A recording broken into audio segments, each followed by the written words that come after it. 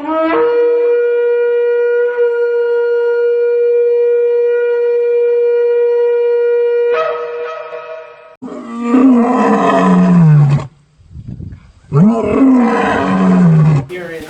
about, y'all saw nice pictures of different peoples. However, now we're about to get into the meat and potatoes of the situation, and this may just change your life. So before I move on, just want to make sure you're absolutely ready for this. Now, Okay? in this very room, you can see it when you look out your window or when you turn on your television. You can feel it when you go to work, when you go to church, when you pay your taxes. It is the world that has been pulled over your eyes to blind you from the truth. What truth? That you are a slave, Neo. Like everyone else, you were born into bondage, born into a prison that you cannot smell or taste or touch. A prison in your mind.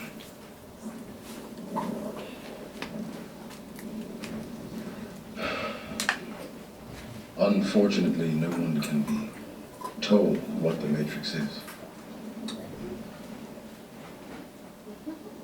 You have to see it for yourself.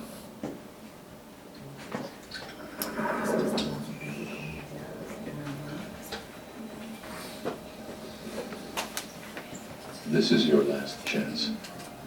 After this, there is no turning back. You take the blue pill, the story ends. You wake up in your bed and believe whatever you want to believe. You take the red pill, you stay in Wonderland, and I show you how deep the rabbit hole goes.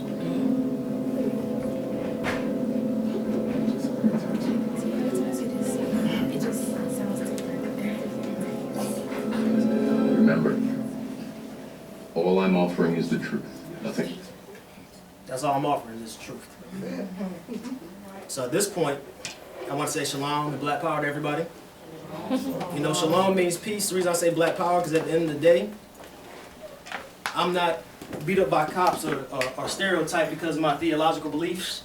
I'm not gunned down because people think I'm a Christian, Muslim, or whatever. I'm gunned down because I fit the description. So while we're in this country, I still throw my fist up for black power because that's important. We have to get together as a people and keep on pushing forward. However, it goes deeper than that. We have to still know exactly who you are because we face a huge identity crisis in this country. Everybody get into it. Unplugged. It's a brief summary of black history.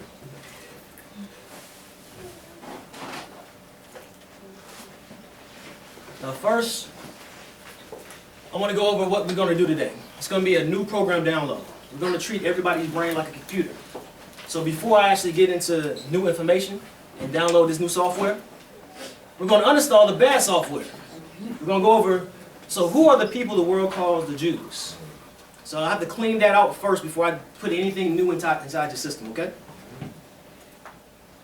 Then I'm going to install updated program software, Black African Hebrew History.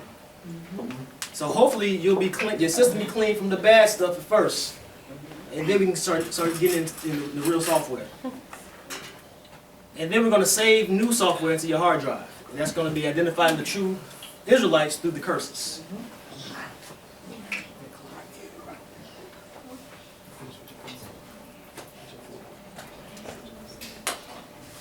We want to go over a table of nations review real quick.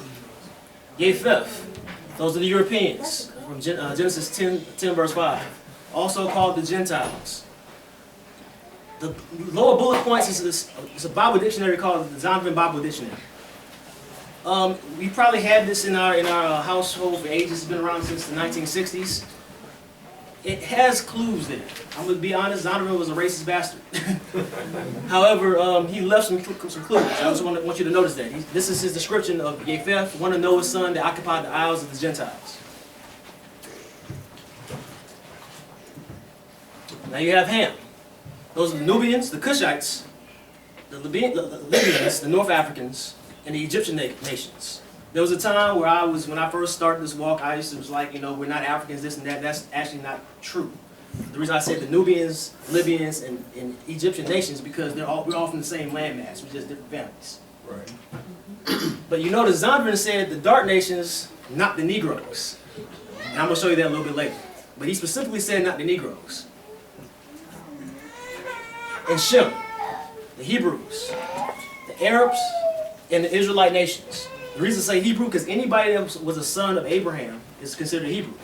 So you have Israelites that's Hebrews, you have Edomites that's Hebrews, you have Ishmaelites and Arabs as Hebrews.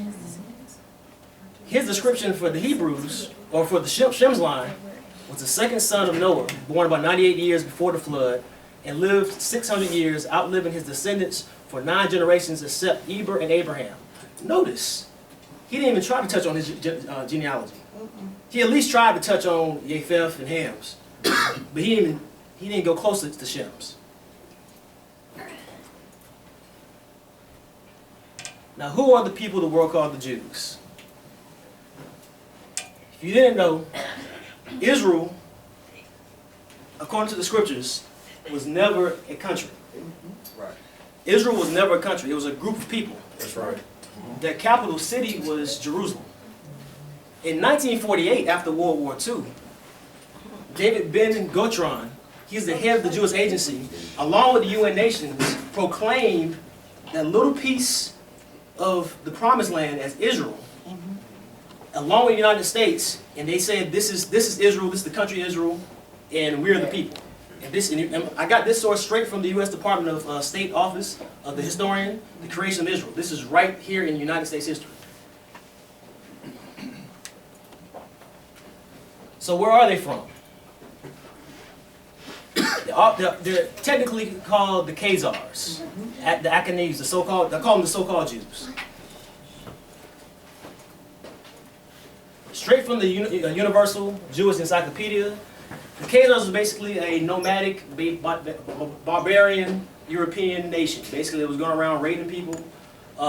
Their closest in kin is Attila the Hun. If you notice, Akanaz, that was presented before, Akanaz just means German. It's actually German. He's the descendant of the Germans. However, you'll notice that the Khazars call themselves Akhenazi. And we'll get into that in just a little bit. The Bible, right here on Universal, the Encyclopedia says the Bible relates that the Khazars, the Akhenaz Jews, were and are the sons of Japheth, not Shem. And they're going to quote Genesis where it says, "Now these are the generations of the son of Noah, Shem, Ham, and Japheth. And unto them were born after the flood the sons of Japheth, the sons of Gomer, Akhenaz." So the Bible verifies that Akhenaz Jews, the Khazars, are not descendants of Shem and cannot be Shemitic. And this is from their own book. Right?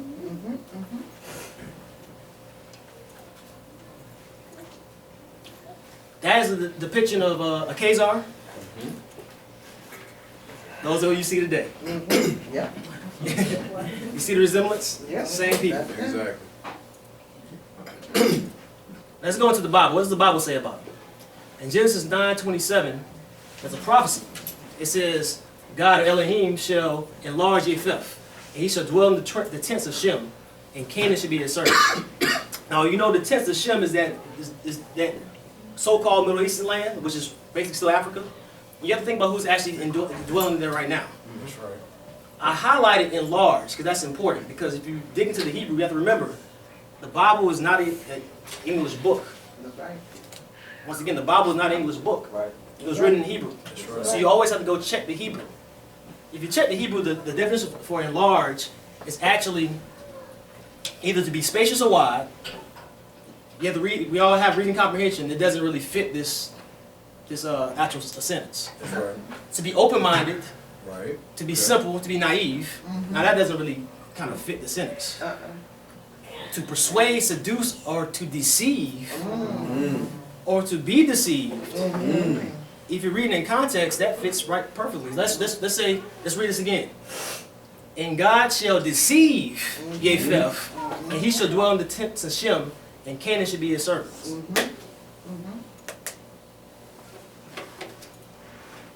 Genesis 10:2-5. You notice Japheth, Akinaz right here, that's the Germans. Togarmah. The Khazars are actually from Togarmah.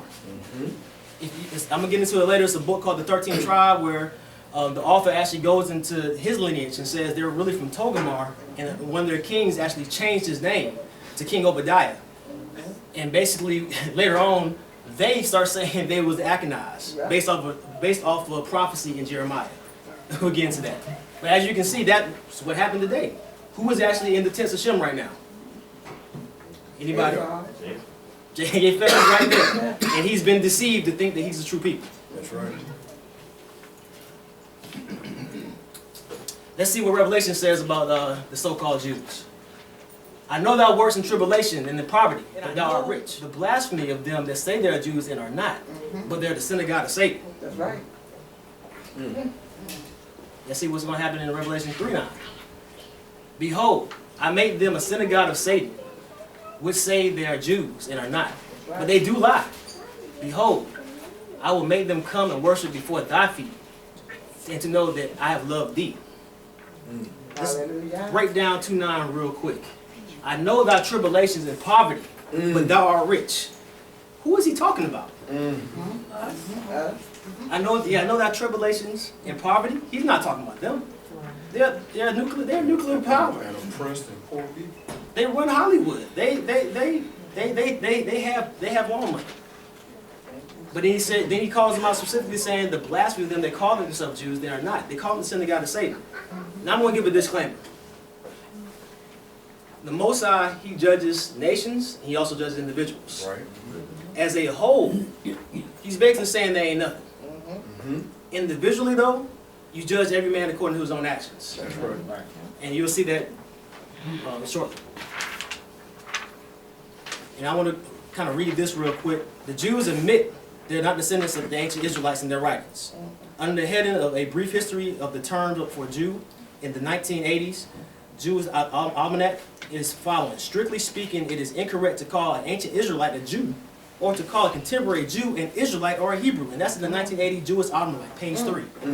They're telling you right here, they're telling you don't call me a Jew, call me an Israeli.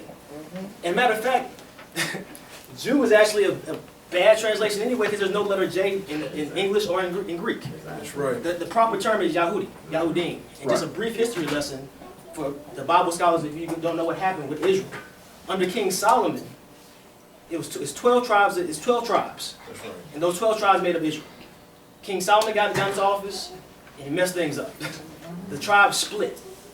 10 tribes still called themselves Israel, and actually they were scattered in the Arab slave trade with the Syrians, the Persians. They was already scattered. 2 tribes, Judah and Benjamin, made up Judah, and that's where you get the Jews, or technically what it be called back in the day is the Yahudim, the Yahudi. But I guess for the presentation purposes, and when I talk to people that don't really know the language, I just call them Jews. However, they're saying right there, don't call a contemporary Jew an Israelite. Because we ain't. We ain't. This book right here, this the 13th Tribe. He's actually a Khazar, and he basically breaks down his history. Arthur Koestler, he was very proud to be a Khazar. He actually understood the theological purpose of following the law, statutes, and commandments. The theological purpose, anybody can graft in if you actually obey Torah. However, he didn't like how his people was basically lying and saying they are the actual people because there's still a divine order that's set in place if you read the Bible. So he's basically breaking down the whole Holocaust, the situation. Because what happened, the Khazars were basically saying there was Akinaz based off of Jeremiah, because in Jeremiah it says that Akinaz would destroy Babylon. Some Bible scholars said Babylon's America. Other scholars say it's different places. However, because of that, right there, those two families been beefing for a long time. So basically, in the good state of Georgia, in Fulton County, so far the Khazars will be charged with 2 counts of identity theft for stealing the real Israelites' identity, and then turn around and stealing the Germans' identity.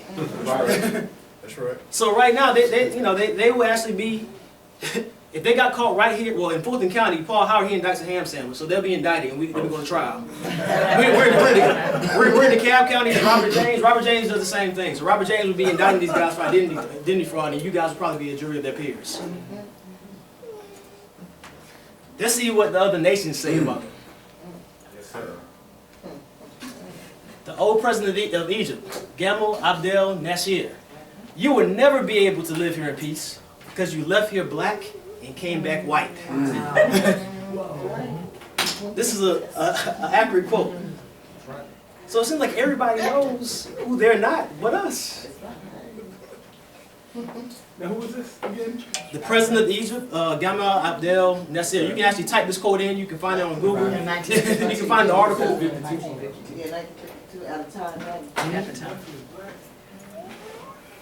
Now, this is an interesting question. How did these people? Supposedly, this is a picture of ancient Israelites in Egypt. If you know the biblical story of Moses, they had to make a brick out of straw, and this is supposedly a depiction of them doing that. How did these people become these people? I don't know. Maybe they know magic or something.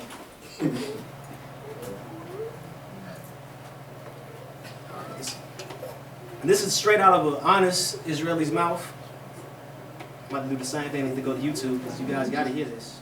Reveal some things. First of all, is that the Jews who were born in Israel, most of them are white. Almost all of them are white, including me. I was born in Israel from a country which is called Bulgaria. It's a European country, and I can tell you that in every European country there are Jews, and there is so-called organization Jewish Agency, which is trying to take the Jews to Israel. If you track this organization, you can find out that this is not an Israeli organization. This is an American organization. Jewish Agency is an American organization which has the exclusive right to decide who is Jewish and who is not on this planet, and who to be taken to Israel and who is not. Now, if you do research, you will find out that in Africa, in Black Africa, they're looking for Jews only in Ethiopia. They bring Jews only from Ethiopia. And I can tell you by knowing a lot of people who have been Jews here in Israel that they're treated very badly, very badly. And many of them commit suicide because they cannot take it. So they come from some place, Ethiopia, they don't have much there, but they live decent life. And when they come here and try to be humiliated and so on, and some of them cannot even take it. Now, what I'm trying to say is that why from each white country this Jewish agency is trying to bring Jews, and when it's about Black Africa, they're going to Ethiopia, and this is where they stop. The only one place. Now, because of the same thing, they're trying to do the white supremacy here. They try to bring white guys here and to take the supremacy over Arabs, which are the local citizens, and over blacks, which are so far the only Ethiopian Jews. Now, what I'm trying also to say is that another question is why? Why America needs Israel? There is no oil like in other Middle Eastern countries. There's nothing they can be attracted to. But why do they do all these things? Why do they invest money, bring white people and so on? They build their system of white supremacy, just like in America is doing in Israel. Why? And I can tell you why. Because the true Jews, according to the Bible, you can check it in the Bible, you can read Job 30 and some other places. They have never been white. They have been people of color.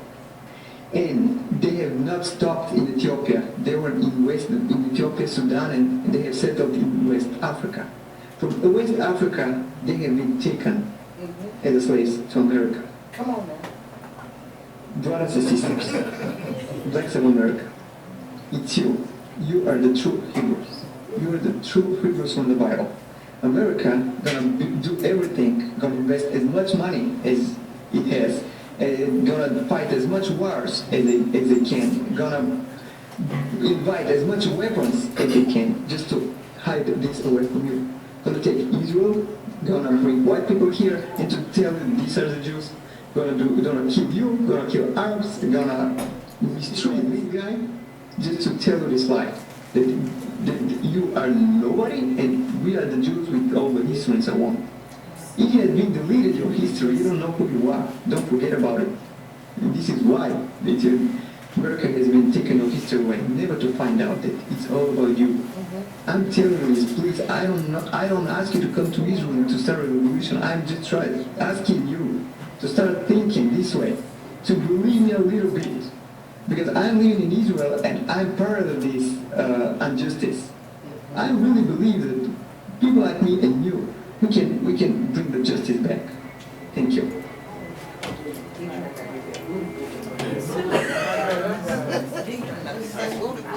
No, I'm saying you're right. Look, it's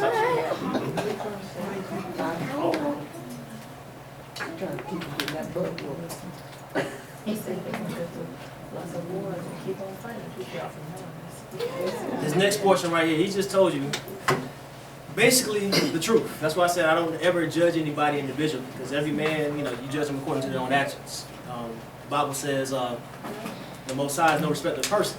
However, he is a respecter of nations. That's right. But we got to get to this Black African Hebrew history. And we're about to explain how we started off in the motherland, went to the promised land, went to West Africa, and now we in jail. So basically we're going to go through all that real quick just so you will know without a shadow of doubt that you are the children of Israel. I want this to really get into your hard drive. Really get this in. The land of Israel is Northeast Africa. That little part where they said is Israel. The term Middle East is really Eurocentric. It was all the same place until that Suez Canal got connected. Now, ask yourself this. How in the hell is that Africa? A little island away from the continent. That's right. And this ain't Africa. That's That's right. actually connected. That's right. So ask yourself that. I want to start you from the beginning. Basically, they talk about the Garden of Eden. I don't want to go into the whole scripture. I just want to point out the four rivers. The Piston, the Gihon, the Tigris, and the Euphrates. Now, scholars don't know exactly where each one's located, but they speculate because you have to actually go to outside sources. You have to go to actually other nations' histories, like the Egyptians, That's right. the Samaritans. They actually have their own creation stories. You can kind of get an idea of where these places are. But notice, one of the rivers, Josephus says, he says it's the Nile. But it says it encompassed the whole land of Ethiopia. And remember, back in the day, it wasn't all these boundaries. It wasn't a bunch of different countries in Africa. It was basically, it's really three parts. And I'll go into that in more detail. It's Africa, Cush, and Kemet, or Egypt. Basically, the Garden of Eden, the Euphrates is up here, the Nile is down here. This whole area is really considered Ethiopia. So basically, this whole continent, damn near, was the garden. Garden of Eden. That's right. That's the motherland. Entire continent. See, what they want to do, they want to separate the motherland from the promised land. Not realizing that the promised land is encompassed in the motherland. Right. In Genesis 15:18, it says, that same day Yah made a covenant with Abram, saying, unto thy seed I have given this land, from the river Egypt unto the great river of Euphrates. I want y'all to notice this. These are the people that was actually in that area, and they're actually North Africans. Canaanites. The Kenites, and the Kizanites, and the Canaanites, and the Hittites, and the Perizzites, and the Replams, and the Amorites, and the Canaanites, the Girgashites, and the Jebusites. Those are all African people. Those are our cousins right there. So, I'm trying to go through your hard drive. Can you imagine a bunch of white boys amongst all of them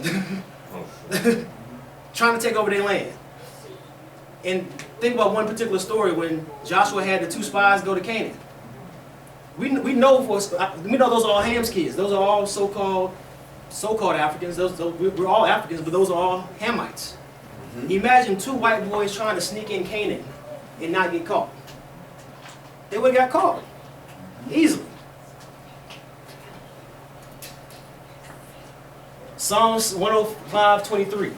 And Israel came to Egypt, and Jacob sojourned in the land of Ham. The land of Ham was basically considered the whole continent, as you can see. Afro Afro-Asiatic, I like that term when it comes to other nations like the Chinese, Japanese. However, they try to use it when it comes to the so-called Middle East people. It's another way to kind of take away who you really are. Afro-Asiatic. No, you're African. It's not Afro-Asiatic. Let's go over the etymology of the word Africa. The word Africa comes from Ephraim, who was the grandson of Abraham. Josephus goes into details. Basically, he actually took over Libya. And when he took over Libya, for lack of a better term, he started calling the place Ephraim. The Latinized version of the E-P-H-E-R is A-F-R, Africa. And basically, that's how you get the word Africa. So basically, the original Africa was basically the lands of North Africa, parts of France, parts of Italy, Libya, Morocco, some parts of Spain. That was basically Africa. So you had the big continent, you had basically three main portions. You had Africa, Egypt, and Kush. That's basically what you had right there. And it's, as you can see, Africa was basically founded by Hebrews. That's right. This is basically the land, Africa. Basically, you had this Northeast African area, some parts of Europe, but that basically was Africa. The whole continent wasn't really called Africa until after the British colonization, when they came and colonized everybody, separated countries, and just said this whole place is called Africa now. But it wasn't like that in ancient times. Even in the book of Jasher, it was Angus, the king of Africa. He actually was a king fighting alongside with the Edomites. And in the book of Jasher, if you don't know what the book of Jasher is, it's actually a Hebrew history book. It's referenced in the Bible in Joshua 10:13, 2 Samuel 1:18, and even in 2 Timothy 3:8. Basically, it's another historical book that they don't really talk about in church. Now, like with any other history book, you have to realize history is written from the perspective of the writer. So even in Jasher, you may see some contradiction between Jasher and the actual Bible, but remember, it's a history book. But the history book shows you that it was a king of Africa, so the term Africa was already there way before Europeans came to Africa. That's right.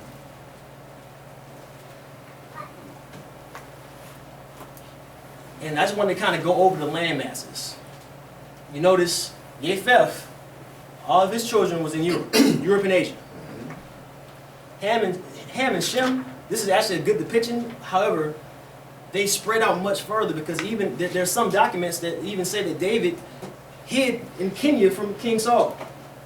Some scholars say that. But the thing is, Ham and Shem, they basically lived amongst each other. Japheth scattered. Ham and Shem, if you realize that there's no Middle East, they're both Africans. Right. That's right. Hamites and Shemites are Africans. They're two different families, but they're both Africans.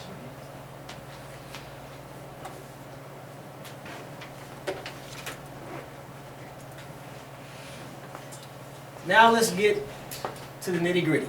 The so-called Negro or Israelite. Remember the Zondervan Bible Dictionary? The definition of Ham in Zondervan is the youngest son of Noah, born probably about 96 years before the flood, and one of 8 persons to live through the flood. He became the progenitor of the dark races, not the Negroes, but the Egyptians, Ethiopians, Libyans, and Canaanites. So basically, Zondervan said that Ham is the progenitor of all the black folks except you, black man. This doesn't make any damn sense. Granted, Zondervan, he was actually racist. He was trying to say that you wasn't even human. That's why he didn't even add that in there. However, it's a good starting point to see exactly where to go from there. Because you know, he told the truth about that. You're not in those families. However, let's see where you're from.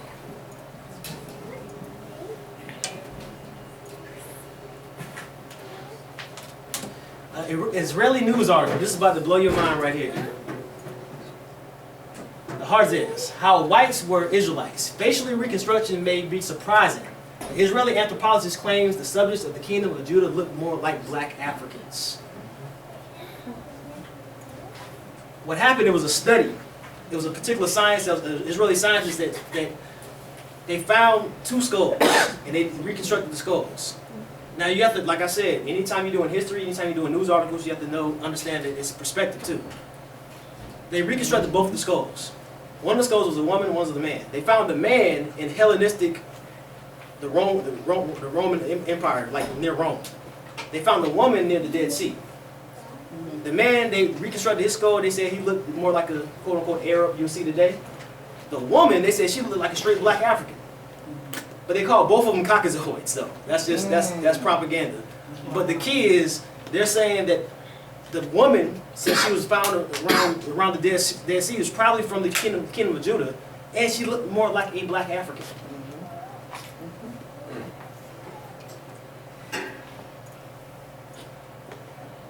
Let's go. This is the Roman theory of where the Jews were.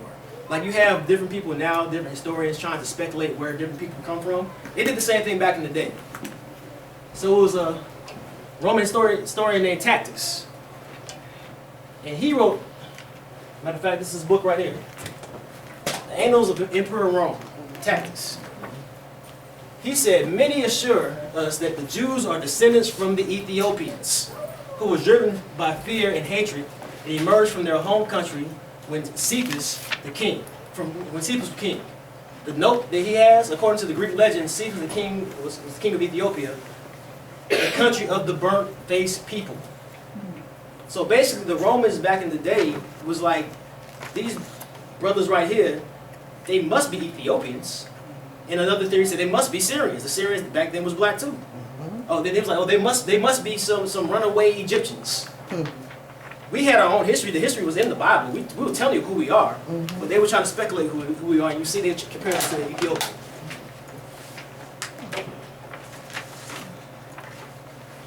Let's see what the Messiah prophesied was going to happen to us in 70 AD. Luke 21:24. And they shall fall by the edge of the sword, and shall be led away captive into all nations. And Jerusalem shall be trodden down of the Gentiles until the time of the Gentiles be fulfilled. Remember the last presentation you said, remember the word Gentiles? This actually happened in 70 AD. Jerusalem was conquered, and the Gentiles that was over them at the time were the Romans.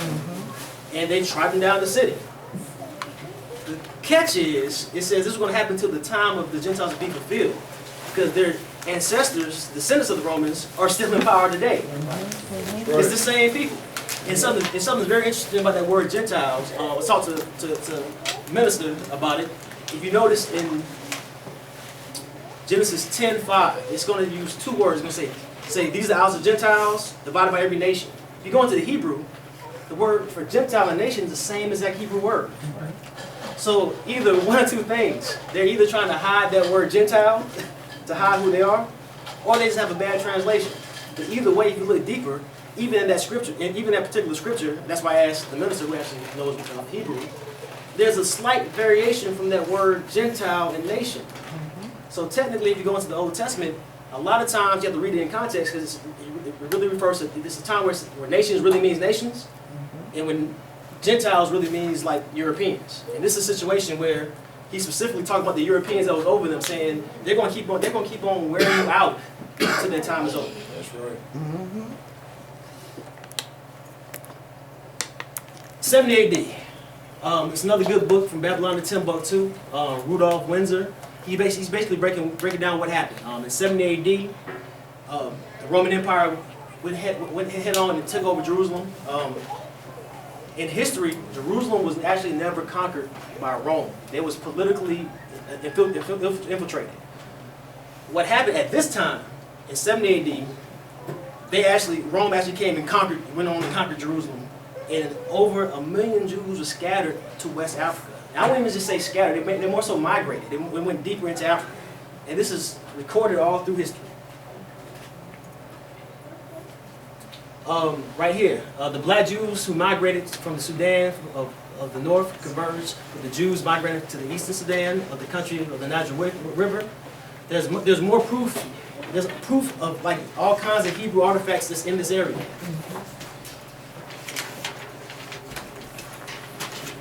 Right here, it's a book by another white author, another European author, Jewish Roots in Africa, Georges Leblanc. Pressed under sweeping regional conflicts, the Jews settled as traders, wars in Yemen, the Horn of Africa, Egypt, the Kingdom of Kush, Nubia, North African Platonic settlements, and areas that's now covered by Mauritania. more migrants followed these early Jewish settlers in North Africa. So basically, historians is telling you where the Jews went. Everybody knows. They don't have to just say you black folks over here in America are Jews. They're telling you that you just follow the migration. And there's plenty of major empires that was actually Hebrew empires that people mistake for quote unquote African ones. Ghana, Timbuktu. You had this one right here, Kemenara, the medieval Hebrew state north of the Senegal River. Basically, you have all these major empires that mixed in with the Hamitic tribes that was there then, and come to find out they're a bunch of Hebrews. I want to go into detail about one particular group of people, which is Islam and the Moors. And the reason why we don't know a lot about our history, because we don't know about Islamic history. We was raised in a Christian society, so if we was raised, let's just say that the Muslims won the Crusades, we would know all about this because we all be Muslim, we won't be Christians. That's right. But since we don't know, what happened during the time of Muhammad, he basically took over, you either converted to Islam or died, and basically ran everybody out. And the Moors basically was a big group of brothers that actually was converted by force or just voluntarily became Islamic, and they started fighting against their own people and the Christians at the time. The Christians were the Europeans that actually converted.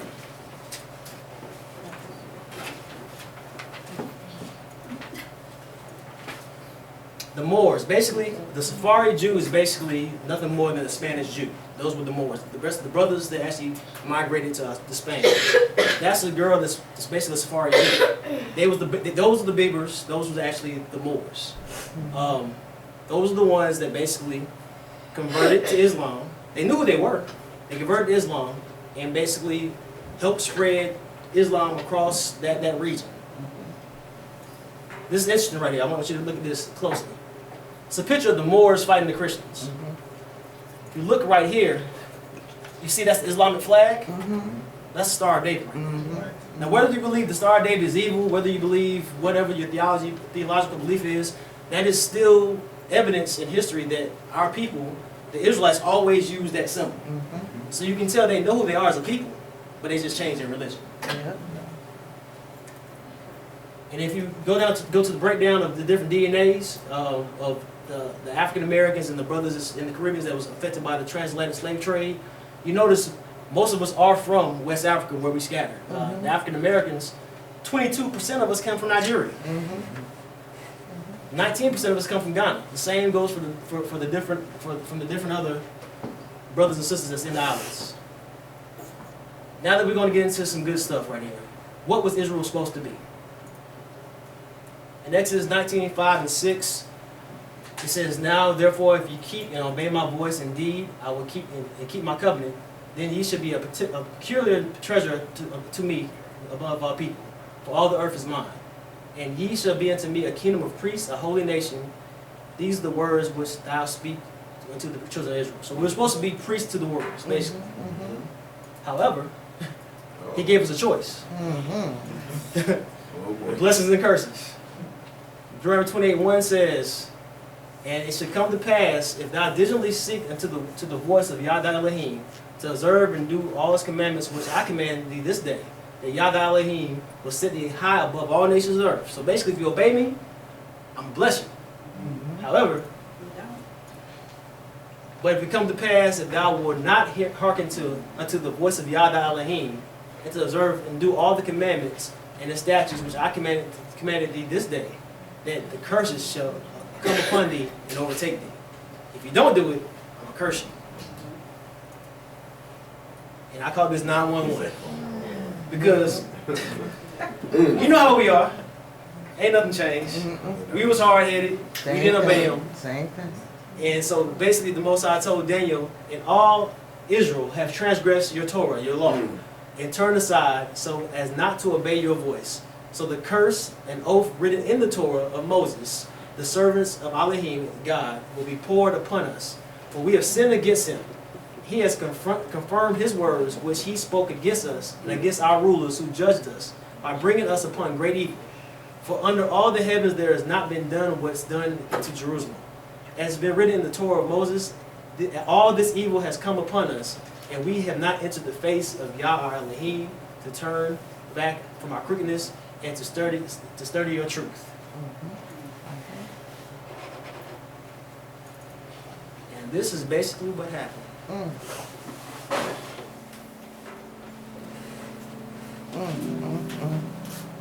Barren, strange fruits, blood on the knees,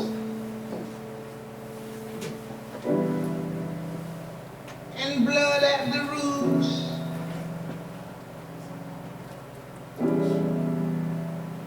Black bodies.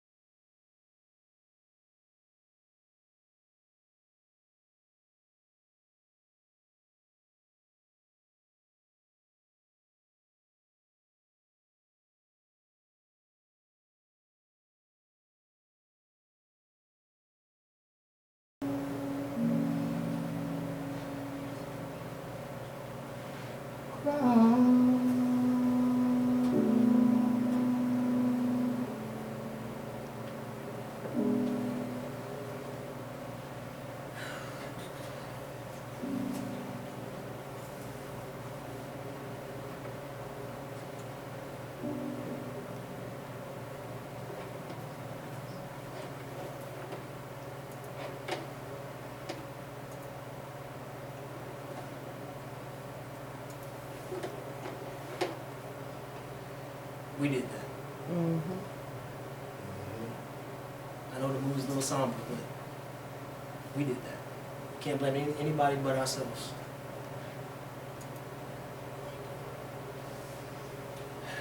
It's important to know these curses because it's actually a sign of who we are. Deuteronomy 28:45 says, "And these curses shall come upon you, and they shall pursue and overtake you till you destroy it. Because you did not obey the voice of Yahweh Elohim to guard his commandments and laws which he commanded you." In Deuteronomy 46 it says, "And they shall be upon you for a sign and wonder, and on your seed forever. Because you did not serve Yahweh Elohim with joy and gladness of the heart of all plenty." So basically he's saying that if you mess up, do know these curses are going to fall on you. But these curses are for a sign, so you can know, so the world can know that you're my children. I'm punishing you, and I need y'all to come back. Slave trade. This is the catcher. Deuteronomy 28:68 says, "And Yah shall bring thee into Egypt again by ships, by the way I therefore spake unto thee, that ye shall see it no more again. And you should be sold to your enemies for bondmen and bondwomen, and no man shall buy you." Simple question. What other group of people has been sold into slavery by ships? Nobody. Egypt, in history, the Israelites never actually went back to Egypt for captivity. So the term Egypt really means bondage. That's really what Egypt means in Hebrew, bondage. For anybody that's really history buffs, Josephus does say after 70 AD, about 90,000 of us got shipped to Egypt for slavery. But that was just the beginning. The end result is us going to a land that we're not going to see again, because most of us in our lifetime are not going to see the land until the Messiah comes back, honestly and truly. And we're not going to see the land anymore. So basically he's talking about us getting sold into slavery here. The Arab slave trade actually took place 1,000 years way before the Europeans started selling us. They was literally calling our people the Yehudi, saying the Yehudi are destined for slavery because this is the time where Islam is flourishing. Muhammad knew that the prophecy in the Torah says if you turn your back, you're going to slavery. So they said, hey, just buy these guys right here. We're taking them over. Send the Yehudis for your help. Hebrews of West Africa is another really good book. Basically, Joseph Williams, he was a researcher back in the 1800s, and he wasn't trying to figure out who you were. He was just doing research. He went to the Ashanti tribe, and he was wondering, like, why are these Ashantis really acting like they're Jews? I don't get it. He didn't have. It seemed like he got a little sense with these quotes, but he didn't really make the connection like these really are the people. They just been doing the same traditions over and over for years and years, not knowing why they're doing it. But this is what they've been doing. He said, these facts have been peculiarly significant when the presence of Judaism among the American Negroes is to be considered. Hundreds of thousands of slaves were brought to America from this Western Africa during the days of the traffic, beginning nearly 400 years ago. How much more Judaism survived among West African Negroes in earlier time? As persecuted communities, they will be rather more in danger than other Negroes of being raided by war parties and sold as slaves. It may be considered certain that many partially Judaized Negroes were among the slaves in America. How many of them might still hold some Jewish customs is another question. So basically, he's telling you, this is in the 1800s. He's telling you these American Negroes. I don't know why they're not practicing Judaism, because all the people that we bought from them or so they all practice Judaism. Mm-hmm. Enter the European. Deuteronomy 32:21. They have moved me to jealousy, which is not God. They have provoked me to anger with their vanities, and I will move them to jealousy with those which are not a people. I will provoke them to anger with a foolish nation. Paul talks about the Romans during the same time.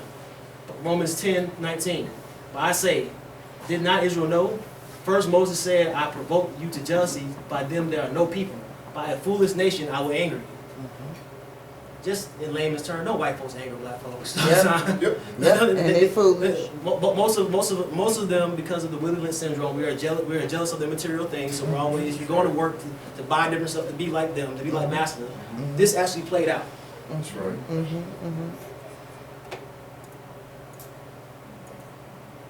Deuteronomy 28:49 and 50. And Yah shall bring a nation against thee from afar, from the ends of the earth, as swift as an eagle flieth, a nation whose tongue thou shalt not understand. Some brothers focus on eagle. I don't focus on eagle, because it can be metaphor for a lot of other things. This is what I focus on, whose tongue thou shalt not understand. A nation of fierce continents which will have no regard of persons of old or favor to the young. That's right. That's still going on today. Yeah. The sister a while back that the Red Dogs came and just shot her with a shotgun. Mike Brown, Trayvon Martin, Emmett Till, we can name. They don't care about the young or old. This is the telltale right here, Joel 3:6. The children also of Judah and the children of Jerusalem have ye sold unto the Grecians, that ye might remove them far from their borders.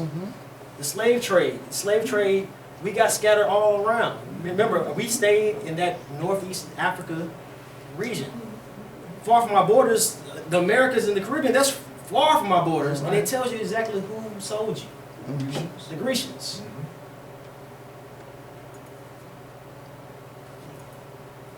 Deuteronomy 28:48.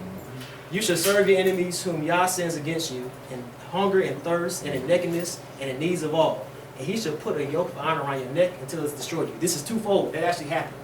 That was the yoke that was put around our necks. We still have yokes on our necks today. How many of y'all cut your own check? Your own check. Even if you cut your own check, who gives you that money to cut your own check? Even the richest of the rich still need, in thirst, nakedness, in need of all, they need the Europeans. Yep. And you can't get around it. Yep. The curses. And thou should become an astonishment. Deuteronomy 28:37. And thou should become an astonishment, a proverb, a byword in all nations, whether Yah shall lead you. They call us everything but a child of God. A nigga, a coon, even calling us African American. Yes, that's the language we're from, but they're not going to call you a Hebrew or Israelite, because that tells you who you are. You're a proverb, a byword, you're a joke. You're a joke.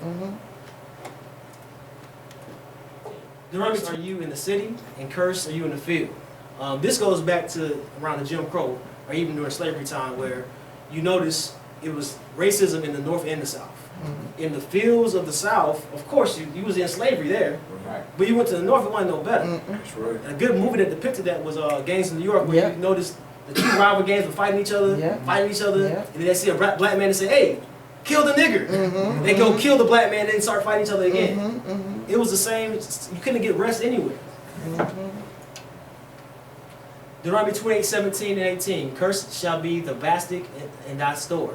Cursed shall be the fruit of thy body and the fruit of thy land, the increase of thy kind and the flocks of thy sheep. Basically saying that we're going to be whole. The majority of us. The total net worth of blacks was 0.2% since the Civil War. In 2002, 32% of African Americans had zero or negative net worth, and that's about the same now. And it's 42% of American homeless population is our people. I see it all the time in the public defender's office. You see a few Europeans, white folks that's homeless, but most of us is us. Yeah, that's true. Deuteronomy 28:20. Yah sends upon you the curses of confusion and the rebuke in all that you set your hands to do, until you are destroyed, until you perish quickly because the evil of your doings by which ye have forsaken me. Basically, we're the lowest paid people weekly beside the Hispanics. And the difference between us and the Hispanics had a choice to come here. Contrary to popular belief, they chose to leave Mexico or wherever they wanted to come and come here. We was forced over here. That's a huge difference. The average earnings for black men right now is $667 per week. White men, $907 per week.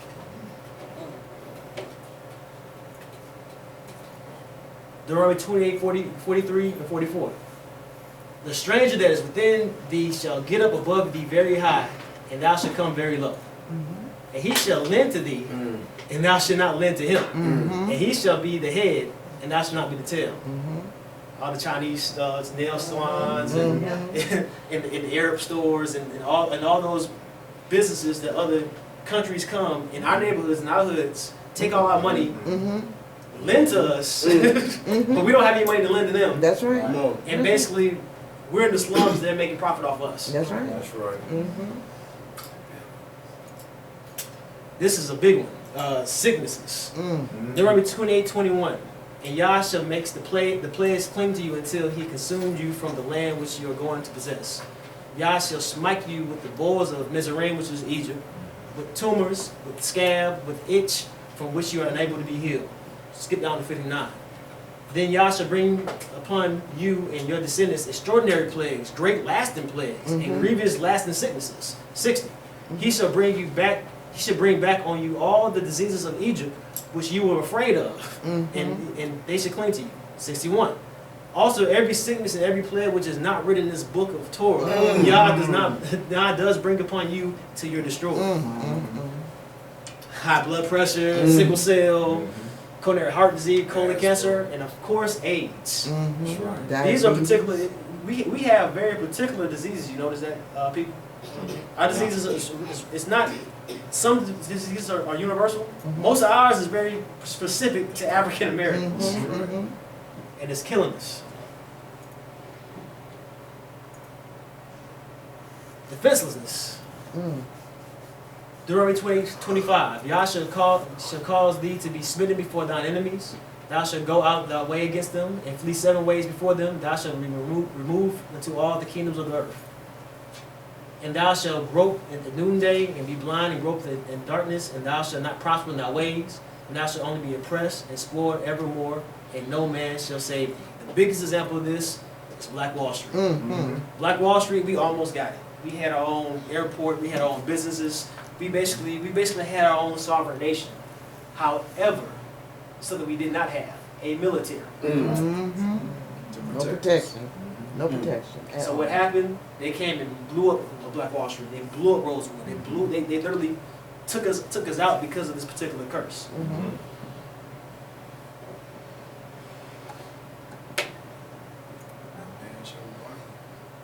Deuteronomy 28:26. And your carcass should be the food for all the birds of heaven and the beasts of the earth, and no one to frighten them away. That's lynchings all day. All day. From 1882 to 1968, there was an estimated of 4,743 lynchings. And those are the ones that was reported. We was getting lynched left and right. And what happens when you lynch somebody? The bodies are in the trees, and birds come to eat you. That's right. Deuteronomy 28:28. Yah shall smite you with madness and blindness and bewilderness of heart. Mental health. Our people suffer from mental health. I see this all the time at work. Most of my clients, but for their mental health condition, but for their bipolarness, but for their schizophrenia, they'll be all right. However, according to the U.S. HSS Office of Minority Health, we represent 20% more likely to report serious psychological distress than the whites. Most of us live below poverty. Not all of us, but most of us live below poverty, which tends to us to be more likely to have serious psychological distresses. Basically, we are more likely to have mental illnesses than any other nationality of people because of our conditions. Another interesting point is that when blacks come from other countries, they actually live closer to whites. The second and third year, they suffer just like them. That's right. They start to get They it. start kicking in on them too.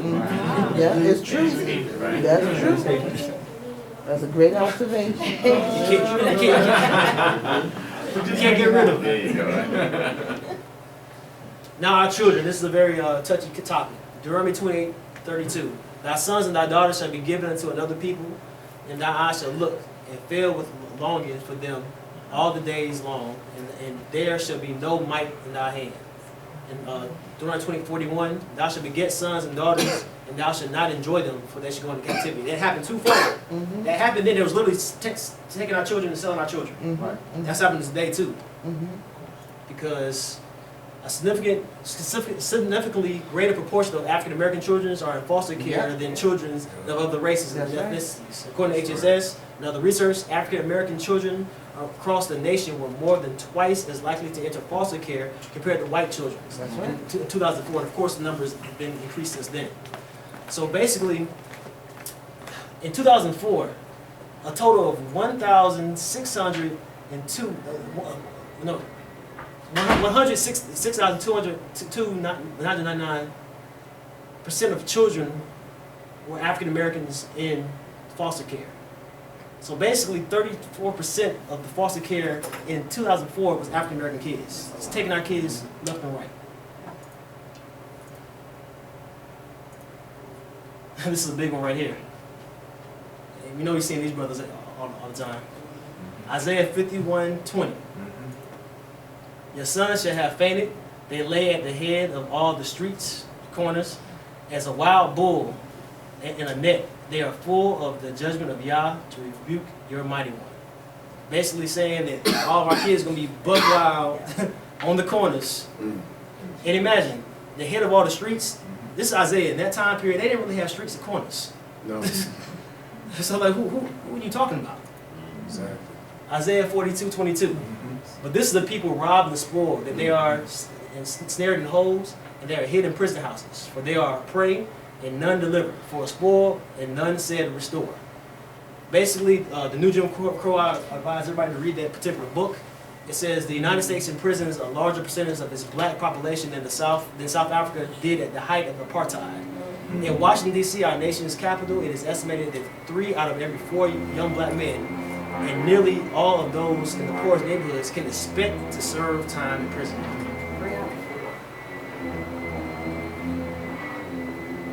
Next section I like to call the Willie Lynch syndrome. Deuteronomy 28:54.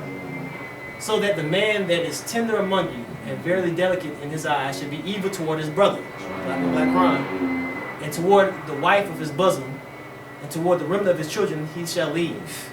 He's black on black crime, disrespecting your woman, and he's gonna leave the household. Wow. 28:56. And the tender and delicate woman among you, which would not adventure to set her the sole of her foot upon the ground of delicateness and tenderness, her eyes shall be evil toward the husband of her bosom, towards her son, and towards her daughters. The creation of the thigh. Basically they're saying that the women are going to be buck wild too. Basically, the woman's not going to respect the man. Going to be jealous of the children because, for whatever reason, and basically not going to act delicate. She's going to be buck wild. It's another good book, Breaking the Curse of Willie Lynch by Alvin Morrow. During the slavery, the Euro-Gentile slave maker trained the black female to be dominant and to turn over possessions of the black infant child, especially the more passively trained black male slave, to the white authority. The old archaic occurrences is presently flourishing in the minds and actions of black men. This aspect of black male-female behaviors acts as a poison to the whole unit due to being fed through slavery process in small quantities of form and harmful emotions of tyrancy and competition through jealousy. What happened with Willie Lynch, if you don't know about it, it was divide and conquer. They would take the woman, particularly, make her feel greater than the man, give her a false sense of independence, and then basically she would be boss to everybody but the slave master. You emasculate the man. Of course, you take in the Willie Lynch book, he said you take the biggest, buckest nigga, take him, chop off his penis in front of the wife and kids, and basically emasculate him. And when you emasculate them, the woman feels like she can't be protected, so she has to be independent. And the only person, her only source of dependency is basically the slave master. Now, I wanted to add to that also. I'm not too familiar with the welfare system here in Georgia, but in New York, when a woman is on welfare without the father involved, she gets more benefits. Wow. So she's being rewarded for being single. She's being rewarded for Exactly. It's the same all over the country, baby. Same thing. So in that case scenario, this goes in line with that. That she's being rewarded to be distant from the male. Because if you look on the slave plantations, you have what's called stud plantations, where they would just use the male just to impregnate the woman, That's right. him out the picture, That's because right. then he would raise up the son and so forth That's to right. be strong like him. But the woman was rewarded if she was producing good seed. That's right. And then the father was kept out the picture. That's right. That's Same the thing. whole point. We need to sue them for that. But President Frederick Douglass also castrated, or I think I heard that story. Is that true? I'm not particularly sure. I don't think it was. That's the big. If you separate the man and the woman, you can break down the family. You break the family, you can kill a nation. That's right. And the same thing with Jim Crow, just sidebar. They did the same thing with the different parts of the plantation, the east against the west, the north against the south. They basically did a divide and conquer against us, and we do it to this day. Isaiah 3:12. My people, youth exert pressure on them, and the women rule over them. Oh, my people, your leaders lead you astray and swallow the ways of thy path. This is twofold. Basically predicting the single parent households. Basically, most African American families are headed by women. 76%. The sisters do a good job, but at the same time, that's not the natural course of any nation. You got to have a full family. The next part is very interesting because we are very religious people. With bad leaders. Hallelujah. Basically telling you, you pay your tithes, email your money, you'll get your reward in heaven. While they want to guilt trip you for giving your mortgage payment in tithes, While you may get kicked out your house and they have their own plane, Right. their own Bentley and helicopter. Yeah, They living way. and we're gonna go into that because it's a curse called the curse of wood and stone. Deuteronomy 28:36. Yah shall bring thee and thy king which thou shalt set over thee unto a nation with neither thou nor thy fathers known. Thou shalt serve other gods of wood and stone. Skip to 64. And Yah shall scatter thee among all peoples from one end of the earth and even to the other, and thou shalt serve other gods which neither thou nor father known, of God of wood and stone. I'm gonna get to it. The God of wood is the cross. Yep. That's it. Yeah. Come on now. Come on now. Let's go. So basically right there, he's telling you what the God of wood is because that is the symbol of Christianity. Yeah. Right. Our fathers didn't know this religion. That's right. They didn't. Christianity is basically a hybrid religion of Roman worship Yes. and actually Hebraic scriptures. Yes. And basically the whole thing with Christianity, they needed Christianity for propaganda during the Crusades because a lot of the Europeans didn't want to join the quote-unquote Christian church. So what they did, they combined it all so they can join the Christian church so they can go take the land. Yes. Same play they did with the quote-unquote Middle East now. They basically want to get propaganda, get 9/11 going, get folks to gather their cause so they can go take over that land and get that oil. Same thing happened back in the day. Yeah. The God of Stone, the cobblestone, Yes. Islam. Most black folks are either Islamic or Christians. Yeah. That's right. Our fathers didn't know these religions. at all. Sure did. Our fathers, matter of fact, the Bible is not even a religious book. Nope. It's actually a historical account of a group of people. And anytime you get a historical account of a group of people, you're going to talk about their worship too. That's right. So the Torah and the laws and the statutes, it wasn't just a moral code they were trying to follow to be good people. That was actually the law of their land. If you Right. disobeyed the law of their land, that's their That's right. constitution. That's right. So when they was trying to talk to the Messiah, they wasn't just trying to talk to him and say, hey, Yasharah, A, B, and C. Oh, you didn't answer the question right. You're not a good person. They didn't care about that. They were trying to set him up to kill him. Yeah. Because if they hadn't said the wrong thing or do the wrong thing, they can get a decree from Caesar, Yeah. sign a death warrant, And get and basically put him to death. yeah. So basically that's what happened. They took the Europeans and a lot of the Ottomans and the Arabs. They took our scriptures and made a religion out of it when it really was just that was our nation. That's right. That's right. The regathering. This is why it's important. Contrary to popular belief, and this is a lesson for another day, the next big event in the Bible is not the Messiah coming back. Come on now. I'm waiting for a stone. The next big event is the regathering of Israel. Zephaniah 3:19. Behold, at the time I will undo all that afflicted thee. Basically, I'm going to stop the curses. Hallelujah. And I will save her that halted, and gather her that was driven out. I will give them praise and fame in every land which I have put to shame. In that time I will bring to you again, even the time I will gather for you. I will make you a name and praise among all people of the earth, and turn back your captivity before your eyes, says Yah. The next big event, according to the scriptures, if this is your perspective, I'm sure everybody believes in the Bible because you're here. If this is your perspective, the next big event in the scriptures is the regathering of Israel. That's right. That has not happened yet. You saw the Israeli brother say that they're trying to do a fake gathering, but how can you do a fake gathering in a made-up country? Come on, man. You just can't do it. Your world heroes, man. That's why it's so important to know this. Zechariah 8:23. Thus says Yah of hosts, in those days it shall come to pass that 10 men shall take hold of all languages, even shall take hold of the skirts of him that is Yahudi or Jew, saying, we will go with you, for we have heard that God is with you. Isaiah 49:6. It tells you what you're supposed to do. He said, it is a light thing. It is a light thing that you should be a servant to rise the tribes of Jacob and to restore and preserve Israel. I will also give thee a light, give you a light to the nations, that thou mayest be a salvation to the end of the earth. Basically, you are the other nations' salvation. You're supposed to be the example. If you was a priest in the beginning and you were screwing up, how can you be an example to anybody? That's right. That's why you got sold into slavery. That's why you was punished. They weren't supposed to punish you that bad. That's a whole other conversation. They weren't supposed to go that far. However, this is why. This is why if you have a child, and my nephew's over there, he's knocked out. if my nephew and my child, I don't have one, but if I had a child, if they both acting bad, when I walk in that room, I'm gonna get my nephew, but I'm definitely gonna get my child first. And he's gonna get it worse because you coming back to my house, boy. And that's the same thing with us in the Most High. So on a good note, I know y'all somber from the other stuff. You guys are royalty.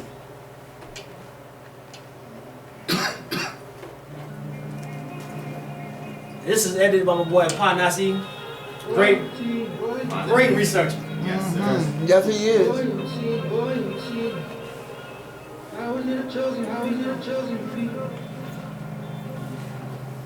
Look at that. Hallelujah.